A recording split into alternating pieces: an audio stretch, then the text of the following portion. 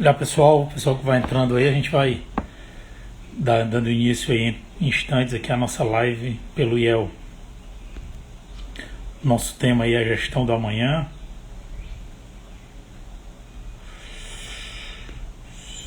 E aí a gente vai iniciando aqui nosso bate-papo.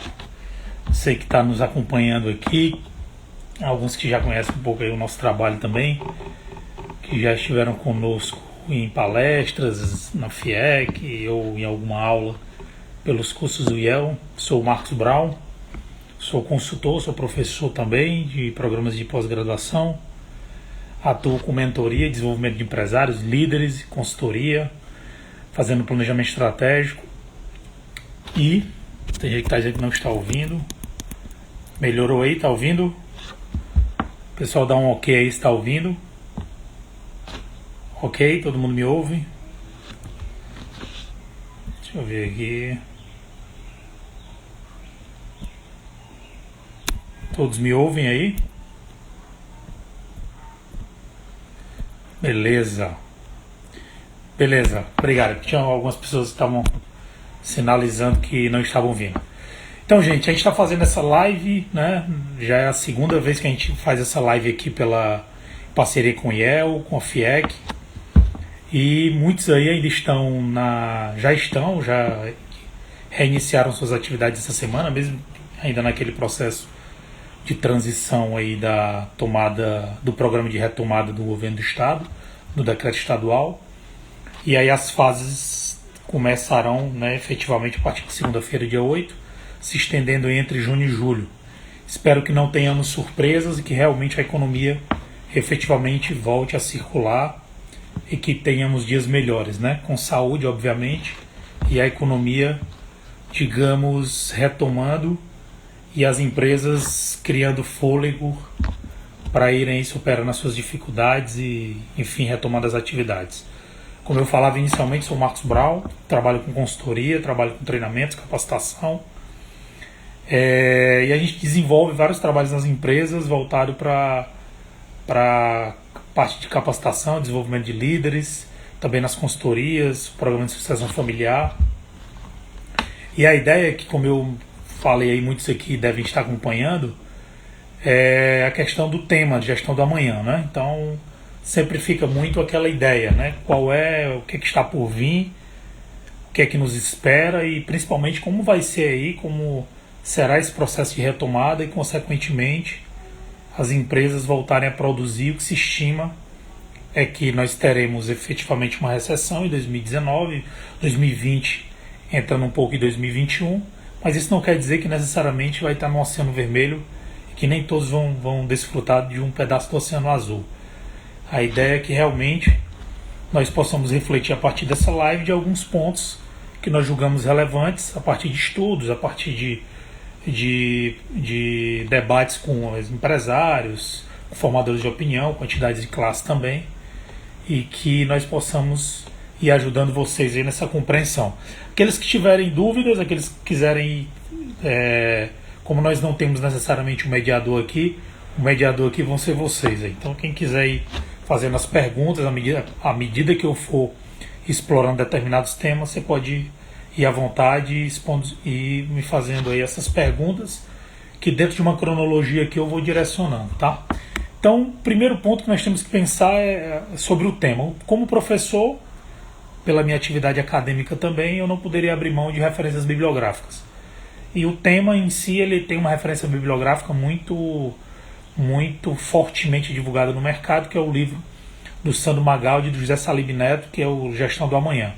Esse livro é um livro muito interessante, ele fala um pouco da economia 4.0, da inovação 4.0 e do mundo. Claro que nenhuma literatura, se pegarmos as últimas 2 décadas, especificamente o início do século, nenhuma literatura vai sinalizar, digamos, uma variável incontrolada chamada pandemia, né? E que são variáveis literalmente incontroláveis. Então, a ideia, o livro mesmo assim, ele traz boas reflexões do mundo. Claro que aquilo que se projetava no horizonte de 10 anos possivelmente deve atenuar um pouco, e nós devemos ter grandes mudanças, principalmente no âmbito da tecnologia, no âmbito da geografia, no âmbito do desenvolvimento da sociedade, comportamento de consumo, pontos que até então eram prolongados num horizonte de 5 a 10 anos, possivelmente vão encurtar um pouco e vão navegar aí entre 3 e 5 anos. As pesquisas cada vez mostram que os grandes acontecimentos, as grandes mudanças globais, elas vão reduzir um pouco o espaço de projeção, que devem navegar entre 3 e 5 anos. Claro que isso não necessariamente é uma verdade, isso é só uma direção. E uma coisa importante, né, que a gente tem visto muito em lives, em debates, em webinários e por aí vai, são as verdades que estão sendo construídas. Né? Então, sempre parte do pressuposto que nós não vamos discutir aqui verdades, nós vamos discutir aqui direções, que o mundo nada mais é do que uma relação de causa e efeito. Né? O que nós vamos trabalhar aqui são efeitos. Qual é a causa? Nós temos uma reclusão social, nós temos um isolamento social, nós temos uma sociedade que está com muitos medos, muitas inseguranças e incertezas, e que obviamente isso vai impactar no consumo, que por sua vez impacta na economia, que por sua vez impacta nas empresas, que por sua vez impacta no emprego e na renda, e que obviamente gera uma recessão. Então, naturalmente, a gente vai navegar nessa relação de causa e efeito. Isso não quer dizer que efetivamente isso vai seguir essa cronologia, que é muito, muito importante. Nós vamos tratar aqui com fatos abstratos a partir de uma realidade hoje e que não necessariamente se perdurará aí por muito tempo, mas que pode sim, porque já direciona alguns caminhos.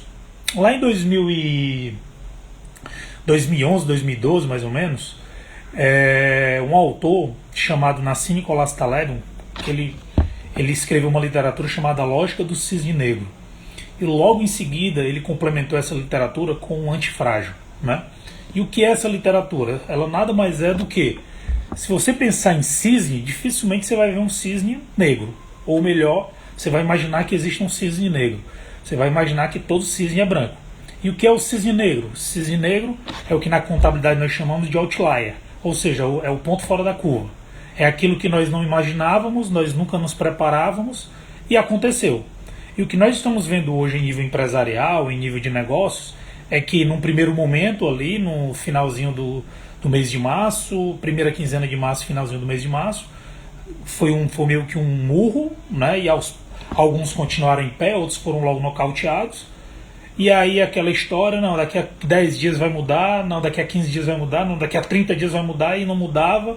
Terminou o mês de abril, entrou o mês de maio e estamos aí já basicamente navegando no mês de junho.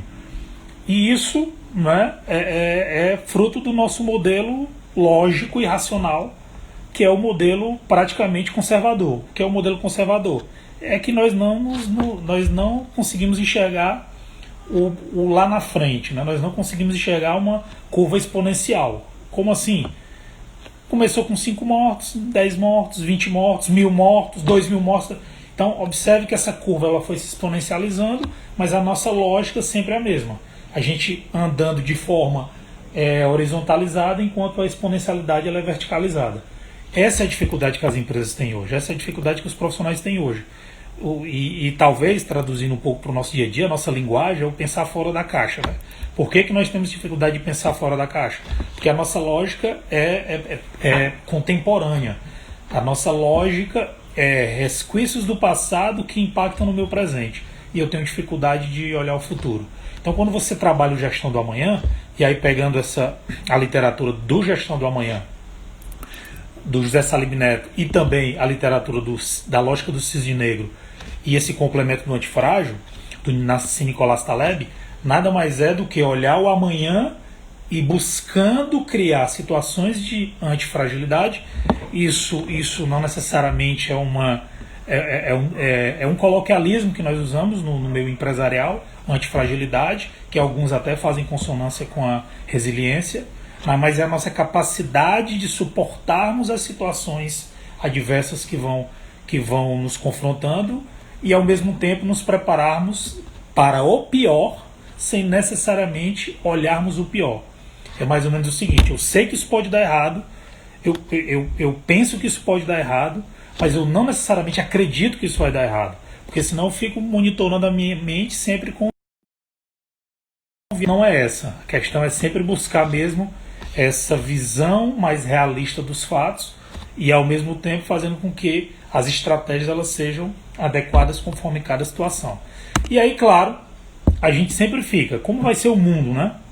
Como deve ser o mundo nesse pós-Covid-19? A gente até, na nossa atividade empresarial, especificamente com consultoria, a gente aborda muito a ideologia do AC e do DC, né? Vamos chamar assim.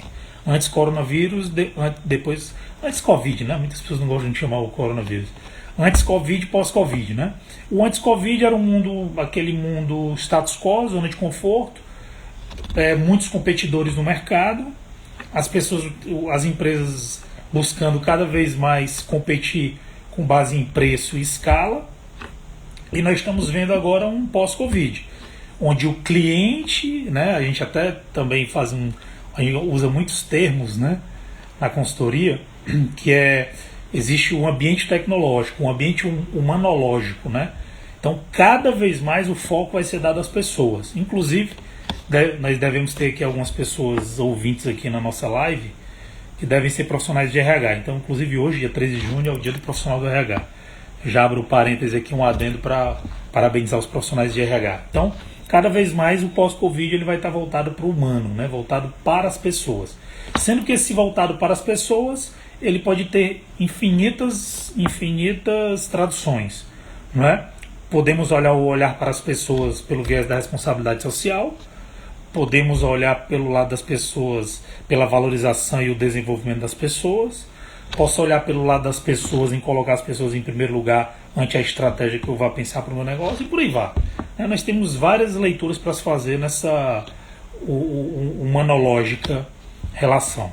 Então, essa é a grande questão. Como vai ser o mundo pós-Covid-19? Primeiro que não é difícil de entender, principalmente aqueles que ainda estão reclusos, que ainda não voltaram às suas atividades profissionais. Você está dentro de casa, você está dentro de um espaço, né, que possivelmente deve ser a sua residência, ou, né, algum ambiente que você esteja isolado socialmente. Possivelmente você está percebendo três grandes...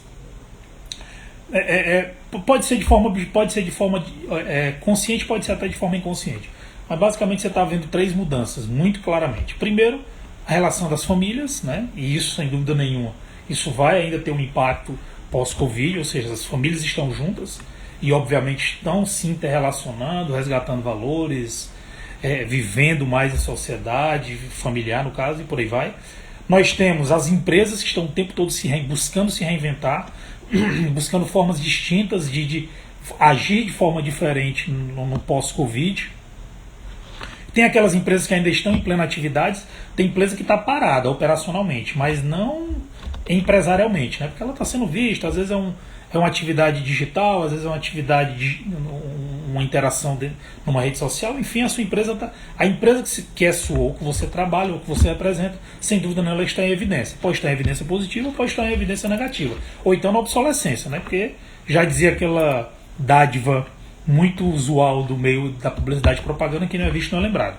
Então as empresas que melhor são lembradas, inclusive eu até escrevi um post na minha rede social, depois quem quiser acompanhar lá na nossa rede social, Marcos Brau MB, eu até escrevi as marcas que estão mais sendo lembradas. E hoje no Brasil, pesquisas recentes mostram que a Ambev, quando ela, logo no início ali da pandemia, ela parou a produção dela voltada para bebidas e adjacentes, e ela mudou a sua produção para trabalhar a produção de álcool em gel, 70%. Não é? E a Magazine Luiza, quando viu, a Magalu, né, digitalmente conhecida, quando ela viu que havia toda uma preocupação, principalmente dos micro, pequenos e médios comerciantes e empresários, e ela basicamente reestruturou o modelo de negócio dela, transformando a plataforma digital dela no marketplace, mais ou menos o eBay da vida, ou o OLX desse da vida, que une comprador e vendedor, e ajudou muitas pessoas. Ou seja, a minha atividade social vai impactar na minha imagem institucional, que essa imagem, sem dúvida nenhuma, vai ser muito facilmente percebida quando as coisas voltarem ao seu, abre aspas aqui, normal. Então a mudança tem impacto nas empresas e, claro, as pessoas. E vem a grande questão, como as pessoas estarão, né, quando tudo voltar aos seus padrões não diria a normalidade, até porque dificilmente o mundo vai ser o mesmo, mas voltar aos seus padrões comportamentais. Algumas pessoas, até porque a mudança no ser humano, gente, não são 2 meses, 3 meses de reclusão que muda a vida das pessoas, que muda a mente das pessoas. O que muda as pessoas são os desafios e as responsabilidades. O que faz as pessoas evoluírem são os desafios e responsabilidades que elas continuamente são pressionadas, são provocadas. Então, quando nós retomarmos as nossas devidas atividades, que você tiver a interação com seus pares no seu ambiente de trabalho, aqueles que perderam seus empregos, que forem procurar uma nova oportunidade de trabalho, e por aí vai. Quando a gente começar a perceber essa interação social, é que nós poderemos ter maior ou menor assertividade do que está por vir no que diz respeito ao comportamento das pessoas. Eu, particularmente, não me atrevo ainda a dizer uma mudança específica de comportamento das pessoas. Estima-se que as pessoas vão estar mais socialmente responsáveis? Não sei. Beleza, então eu tenho lá um produto que era vendido a R$200, aí ele baixou para R$50. Eu queria muito comprar esse produto. Mas essa empresa está envolvida em um monte de problema social. Essa empresa ela usa mão de obra escrava, essa empresa desrespeita os funcionários, essa empresa tem um monte de causa trabalhista, lá no Procon tem um monte de denúncia.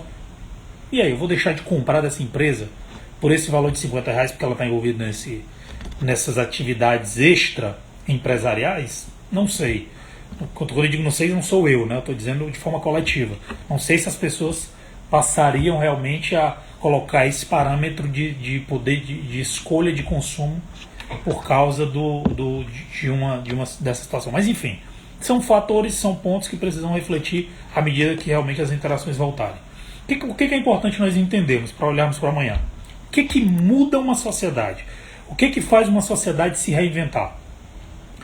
3 coisas importantíssimas. Qualquer livro de história vai sinalizar isso: guerras, revoluções e pandemias. No caso, epidemias, né? Porque pandemia já é um nível mais acentuado da epidemia. Não é? Então, são guerras, revoluções e epidemias.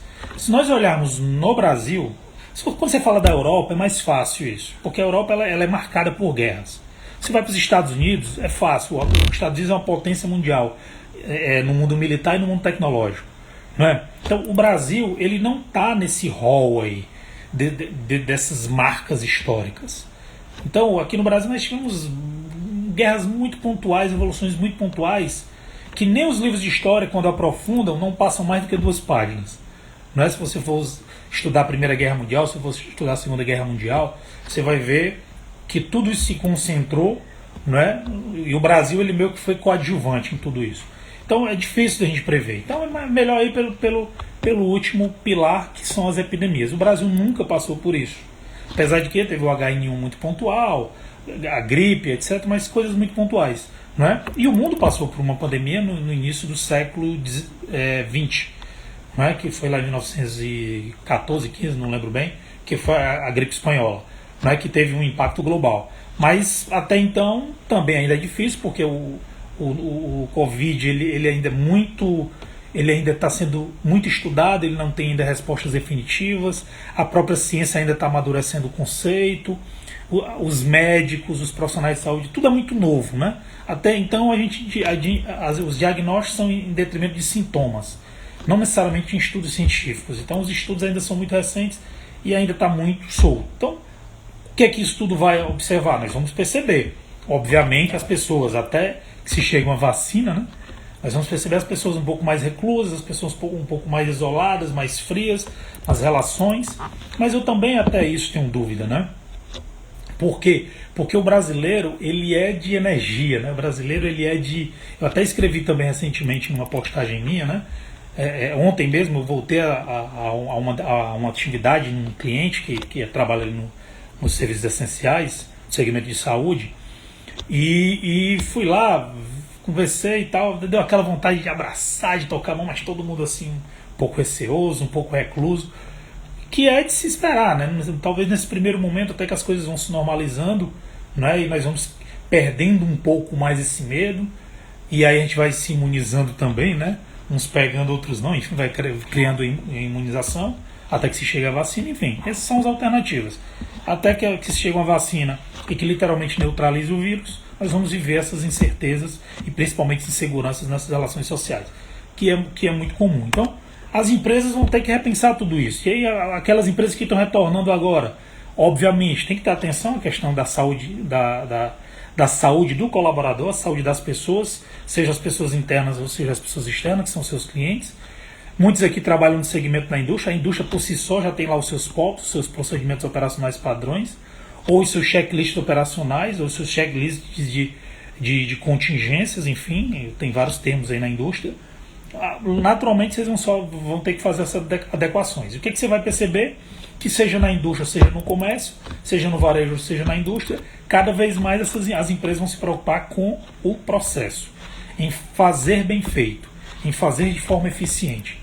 O mercado, com a pandemia, isso é praticamente uma verdade que vem se construindo nas discussões de especialistas dos principais institutos do mundo, é que o mercado ele vai ter a sua amplitude, mas os players, ou seja, os competidores vão diminuir. Nós vamos ter 3 tipos de empresas pós-Covid, anote bem, 3 tipos de empresas.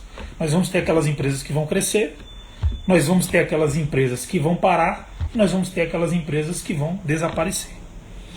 Entre crescer, essa empresa que está crescendo, ela vai observar o seguinte, ela vai observar quem está parando e quem está, vou usar um coloquialismo aqui, quem está parando e quem está quebrando, né?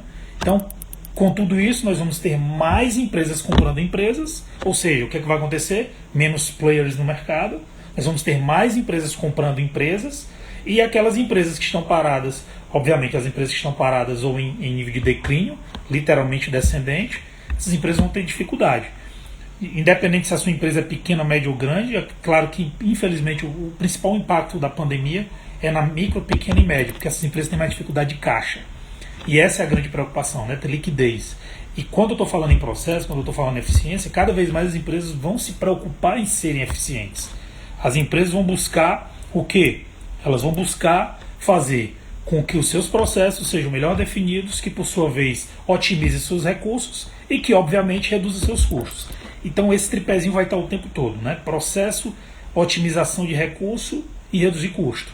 Então esse tripézinho vai estar muito presente. Porque nós estamos vendo o efeito da pandemia, ele tem um pilar muito forte na crise da receita. Então as empresas não estão tendo receita, salvo raríssimas exceções, claro, né? Mas na média as empresas não estão tendo receita.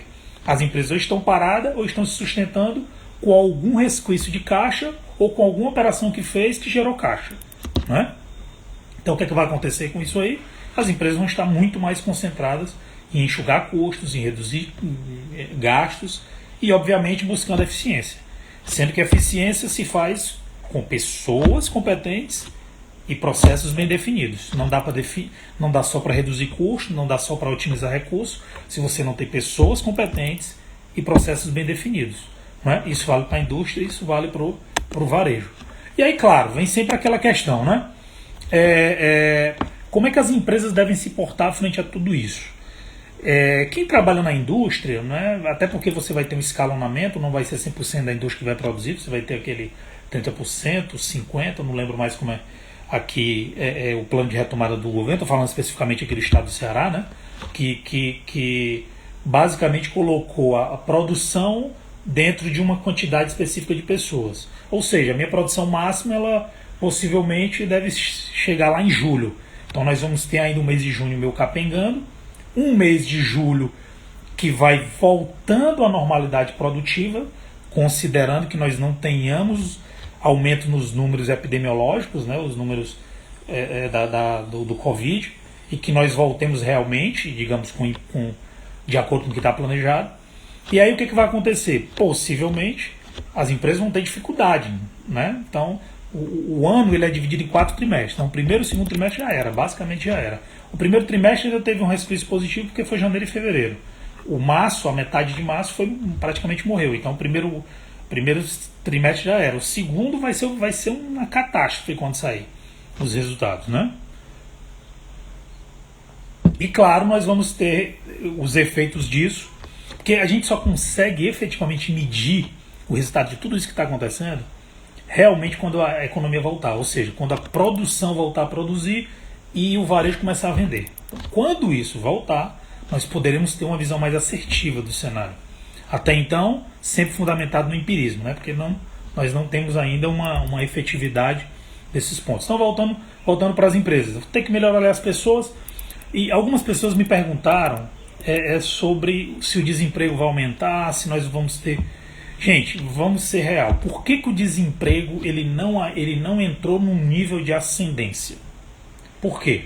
Primeiro, o que é demitir alguém? Demitir alguém eu tenho um impacto no meu curto prazo, 1 ou 2 meses, de caixa. Se as empresas não estão tendo receita, obviamente elas não vão ter caixa para pagar as rescisões. Ponto. Paralelo a isso, nós tivemos as medidas provisórias do governo, que a tão conhecida MP 936, que teve várias adequações, né, nas relações empregador-empregado, e que buscaram a permanência do emprego, ou pelo menos buscaram segurar o emprego. Beleza, então até aí tudo bem, sendo que quando a economia voltar, ou seja, quando a produção voltar a produzir, nós vamos ter o real efeito, poder medir o real efeito de tudo isso, que até então está no campo imaginário, porque a produção está parada. Então, o que é o grande ponto da virada da economia? É o varejo, é o maior empregador privado do Brasil, é o varejo. Quando o varejo começar a vender, a indústria vai começar a sentir. Obviamente vai ser pressionada para produzir. Nós vamos poder ter, até mais ou menos setembro e outubro, uma visão mais clara do rombo. Né? Marcos, e então só vai ser coisa ruim? Pelo contrário. É aí que está a grande questão. Nunca foi tão importante, você que está me ouvindo, se você é empresário, se você é empreendedor, se você que tem negócio, ou então você que é funcionário, ou você que perdeu seu emprego, nunca foi tão importante estudar. Né? Porque cada vez mais isso acontece no mundo AC, ou seja, anti-Covid, e agora vai muito mais no DC, depois Covid. Cada vez mais nós vamos precisar de pessoas competentes, porque quem vai virar esse jogo são as pessoas competentes. São as pessoas que realmente entregam. E qual é a diferença de um competente para um não competente? Aquele que entrega. Entrega um quê? Um projeto, uma ideia, né, o resultado, os KPIs, enfim, os indicadores lá da sua área são sempre cumpridos, são sempre superados e por aí vai. Essa é a grande questão. Aquele mundo monótono, status quo, aquela pessoa que só cumpre rotinas, aquelas pessoas que só estão muito mais em refém do cargo do que da eficiência, infelizmente, vão dar espaço para outras pessoas. Vai haver uma seleção natural. Já dizia Darwin lá no experimento das sementes, que só aqueles que conseguem se adaptar é que vão ter sobrevivência. A questão agora não é crescimento. Por mais que o tema gestão do amanhã ele seja bem, digamos, ele gera um instinto de crescimento, mas nada mais é do que primeiro eu tenho que ativar o modo sobrevivência. Todas as empresas, salvo raríssimas exceções, estão no modo sobrevivência. O que eu preciso fazer? Primeiro, para o meu negócio sobreviver. Segundo, para o meu negócio se manter. E terceiro, para o meu negócio crescer. Então eu tenho que seguir essa. Não adianta eu querer criar estratégias que vai me gerar crescimento. Pode acontecer, claro. Não necessariamente isso aqui é uma cronologia. Não necessariamente isso é uma verdade absoluta. Preciso só entender que tudo segue uma lógica. A lógica é sobreviver, manter e crescer. Então, existem empresas que podem ter usado a própria pandemia, o período de reclusão, para organizar algumas questões internas, principalmente estruturais. E quando eu falo em estrutura, eu estou falando de organogramas, eu estou falando de papéis e responsabilidade das pessoas, eu estou falando de relações entre as pessoas, atribuições dos cargos e por aí vai. Esse é o momento das empresas se reestruturarem. Nunca foi tão importante reestruturar organizacionalmente. E toda vez que você ouvir essa palavra reestruturação organizacional, nada mais é do que redefinir a estrutura funcional, ou seja, o que a empresa faz e que as pessoas fazem, redefinir papéis e responsabilidades, redefinir cargos com funções, remunerações e bonificações, porque com certeza, quando a gente fala, por exemplo, do home office, não é? O home office já é uma realidade. Mas até mesmo, ontem mesmo, numa reunião com um cliente, nós passamos 30 minutos discutindo as relações do home office. Por quê? Porque esse meu cliente teve sérios problemas de home office com funcionários que não entregavam dentro dos prazos. O que é isso? Disciplina. E o que é disciplina? Meu amigo, o que é o home office? O home office nada mais é que um trabalho remoto. Mas ele às vezes me sabota. Como? Estou em casa, relativamente mais acomodado. Se eu tenho dificuldade de administrar meu tempo, administrar minhas prioridades, eu vou ter problema no home office. Não é? Então, O home office já é uma realidade. E qual é a tendência do home office? É que esse se perpetue nas empresas. As estruturas físicas de trabalho vão passar por modificação, não tenha nem dúvida. As estruturas funcionais vão passar por modificações.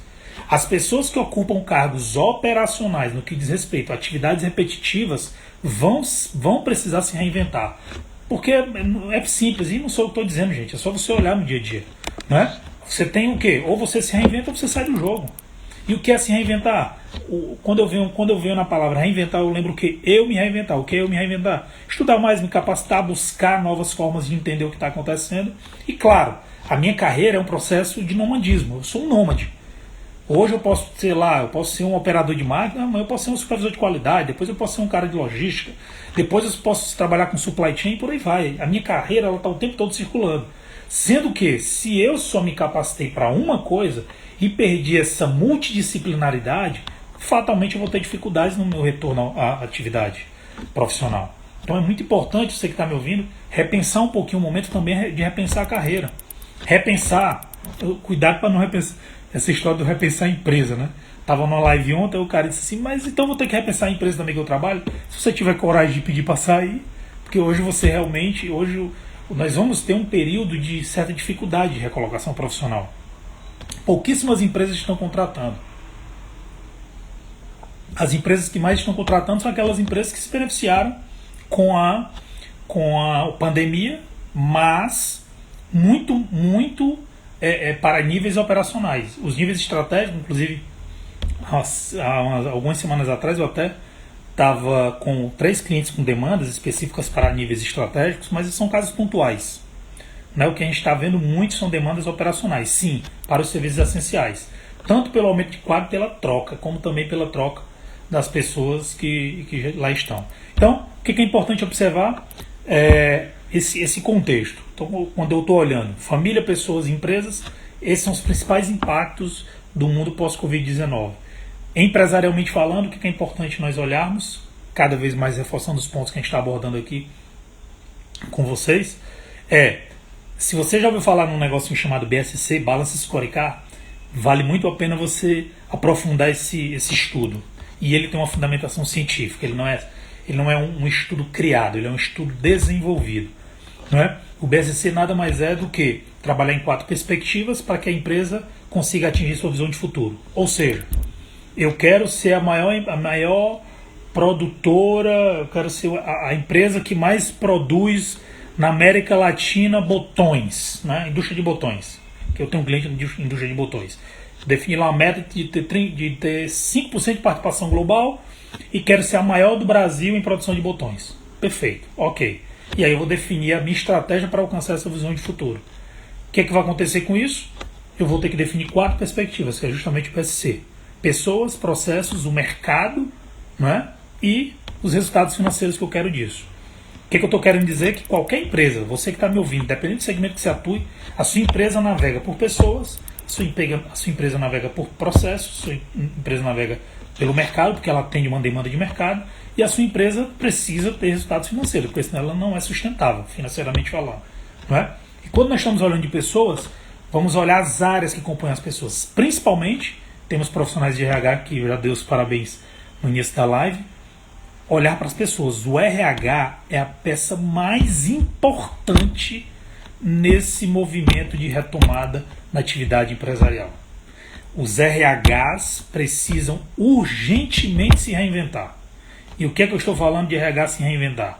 O RH precisa sair da visão do comportamento do indivíduo, das atividades burocráticas de departamento pessoal, que quase que em sua totalidade dos RHs no estado do Ceará praticamente acoplam o RH e o departamento pessoal. O RH ele precisa assumir um papel estratégico. E o que é o papel estratégico? É unir os 2 pilares fundamentais de qualquer negócio: pessoas e números. Uma empresa ela é uma empresa de pessoas que geram números positivos ou números negativos. Qual a dificuldade dos RHs hoje? É porque os RHs eles têm dificuldade de entender o número do negócio, entender o resultado operacional do negócio, entender um negocinho chamado EBITDA, não é? Que nada mais é do que o meu lucro depois de depreciações, impostos, etc, etc. Então, é entender o resultado operacional do negócio, que nada mais é do que esse EBITDAzinho aí. Então, o que eu preciso trabalhar com isso? Eu preciso estar mais perto dos tomadores de decisão e, obviamente, quando eu estou falando de pessoas, quando eu falo RH, é impossível não falar de cultura, é impossível não falar de lideranças. Ter uma cultura muito bem fortalecida, porque no final das contas são as pessoas que entregam, as pessoas são o principal ativo, e eu tenho que ter paralelamente lideranças preparadas.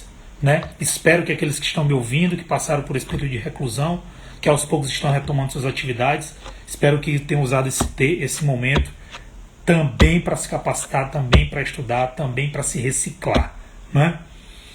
Então saímos dessa esfera das pessoas, vamos para a esfera dos processos, seguindo lá o BSC, olhando os processos. Por que as empresas têm que se preocupar com o processo?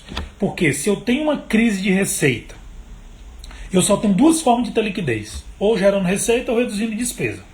Ou gasto, né? Gasto eu tenho custo e despesa. Ou eu melhoro a minha receita ou reduzo os meus gastos. Como não tem receita, ou quase na sua totalidade é nula, eu tenho que organizar a casa. O que é a casa? Organizar controlar os números do meu negócio, que são os gastos. Aí é que vem a grande questão. Como controlar os gastos? Sendo eficiente nos processos. Eu vejo um monte de empresa pegando demonstrativo de fluxo de caixa, demonstrativo de resultado do exercício, pegando os balanços, indo direto no número e esquecendo que número dentro de uma empresa nada mais é do que efeito de processo. Por que os custos da minha empresa são altos? Porque os processos são mal definidos. Por que os custos da minha empresa são controláveis? Eu não estou dizendo que necessariamente baixos. Por que os custos da minha empresa são controláveis? Porque eu consigo ser eficiente nos meus processos. Essa é a grande questão. Então o olhar do processo ele vai ser muito mais forte. E o que é que nós estamos percebendo? Até conversando com profissionais de outplacement que trabalham com recolocação de executivos, recolocação de profissionais, enfim. As empresas estão demandando muito para as áreas técnicas, principalmente aqueles que trabalham com análise de dados, análise de números. Então, se você que está me ouvindo, está me vendo, tem dificuldade com o número, coloca como prioridade 0. Inclusive no próprio IEL tem vários cursos voltados para gestão financeira, gestão de dados, eficiência de processo, Lean, que é a grande não, né? Que hoje já é mais que uma realidade na produção industrial. Então, o que é importante? É olhar com esse viés muito voltado para o processo, certo? Olhando o processo, eu estou olhando a eficiência. E aí eu vou para o mercado. Qual é a dificuldade que as empresas têm hoje de se reinventar e de se reposicionar? É porque as empresas estão tão cegas olhando o seu produto que acham que o produto delas vai ser aquele ali para o resto da vida. Vou dar um exemplo bem interessante. Aqueles que me acompanham aqui sabem que eu trabalho com palestras, treinamentos, consultoria, viajo muito, viajo o Brasil todo, pelo menos viajava, né, antes da AC, né, viagens AC, antes do Covid-19. E eu tenho os programas de fidelidade, principalmente da Accor, viajo muito para a rede Accor, Ibis, enfim, os hotéis da rede Accor, não é? Mercury, ia falar do Mercury, eu fico sempre nesses dois. O que a gente observa? Quando foi semana passada eu recebi um e-mail da Accor me oferecendo, me dando 50% de desconto para que eu fique hospedado num quarto de um hotel da rede deles, né, que são mais de 100 países tem a rede Accor, e que eu tinha lá um voucher, um determinado voucher, e que o que é o hotel? Home office. Ou seja, pode ser, por exemplo, se eu sou casado, tenho filhos, não consigo ter tanta concentração em casa, eu vou para um hotel da rede Accor, fico lá concentrado naquele espaço físico, no quarto do hotel, home office, e eu fico lá produzindo. E aí eu fui aprofundar para entender. Hoje essa ideia da Accor foi lançada há 2 semanas, já corresponde a 16% do faturamento da rede. O que é isso? A empresa se reinventou. O produto é acomodação. Olhe bem, o produto é acomodação, mas o serviço ele é um mundo para se explorar. E essa que é a grande dificuldade das empresas de se reposicionar, porque elas estão tão cegas no produto que esquecem de forma sistêmica de explorar os serviços que ela pode oferecer.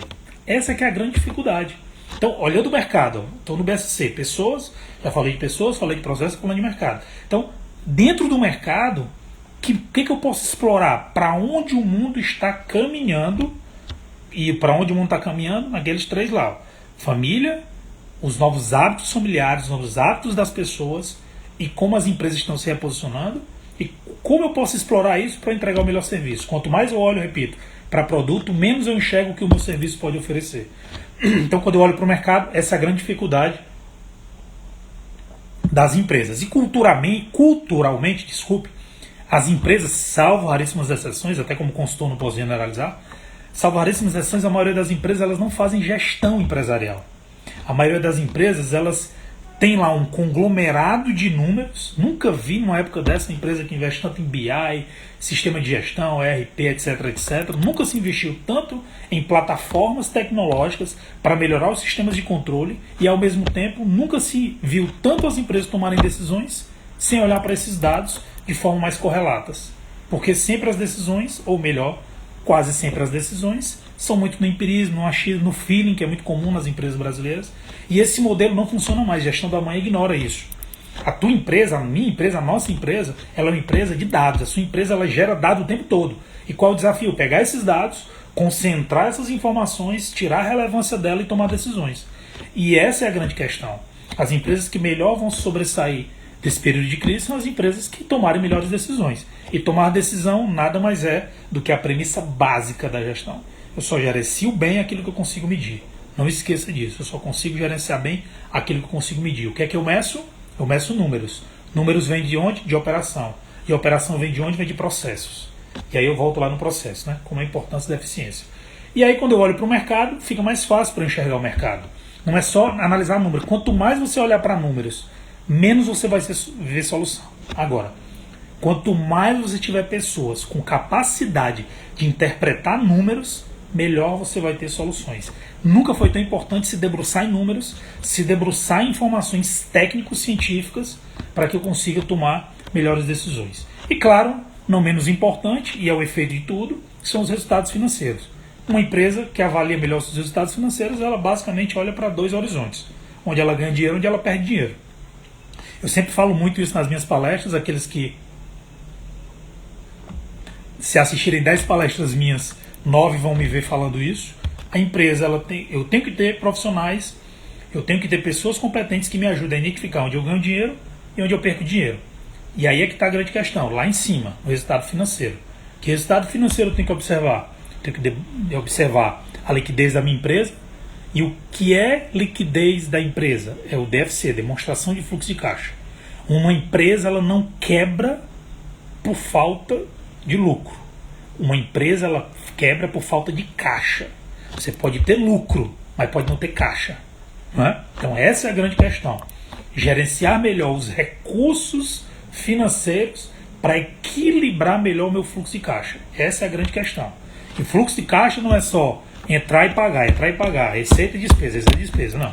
Tem várias abordagens a partir disso, inclusive tem algumas lives aqui, vocês vão depois, aí nas divulgações do IEL, tem alguém que já vai falar aí de administração financeira para não atropelar aí a discussão do colega que está por vir. Tá? E claro, o demonstrativo de resultado do exercício, que é o DRE, é o ADRE. Né, que nada mais é do que a informação econômica da minha empresa. O que é a informação econômica da minha empresa? É a origem do meu custo. Entender efetivamente o meu custo. Observe uma coisa. Navegando por pessoas, por processos, por mercado e resultados financeiros, eu consigo fazer melhor a gestão do amanhã. Atente bem. Quando você vai explorar a literatura, o autor ele trabalha dentro de uma visão futurológica. Né? Ele joga as principais demandas ou os principais fatos que marcarão a sociedade. Né? E o que é que você observa que está marcando a sociedade? Dentro de casa, você passou aí 60 dias recluso aí. O que é que você observou? Você ficou preguiçoso no bom sentido, você ficou dentro de uma zona de conforto, e quando eu estou dentro de uma zona de conforto, o que é que eu quero? Conveniência. Onde é que está a conveniência? No meu mobilezinho, né? A mobilidade, toda tecnologia ligada à mobilidade, sem dúvida nenhuma, vai ter a sua ascensão natural. Né? Beleza.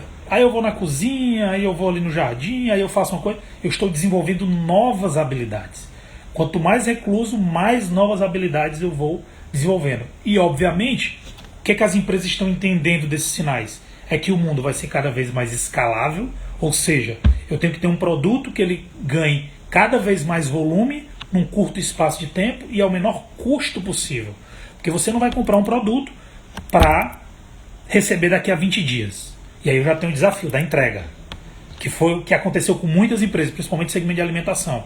Como fechou, muito do segmento de alimentação depende da operação do food service, né, que é aquele autosserviço de alimentação. Como você não tinha, você só podia fazer o delivery, o que aconteceu? Todo mundo vai entregar. O problema é que eu faço pedido de manhã e o que poderia me entregar em 1 a 2 horas, me entrega no final da tarde. Queimou a tua estratégia. Né? Então tudo isso tem que ser repensado. Não é só mudar a atividade. Né? Você tem que repensar todos os processos e repensar toda a sua forma de agir. Gente, estamos chegando aqui ao nosso final. Na verdade, a ideia era fazer um bate-papo aqui com vocês. Quem quiser nos acompanhar aí nas nossas redes sociais, Marcos Brown MB, divulgar aí com seus amigos. O IEL tem muitos cursos legais, inclusive EAD, aqueles que estão aí em casa, no conforto do celular.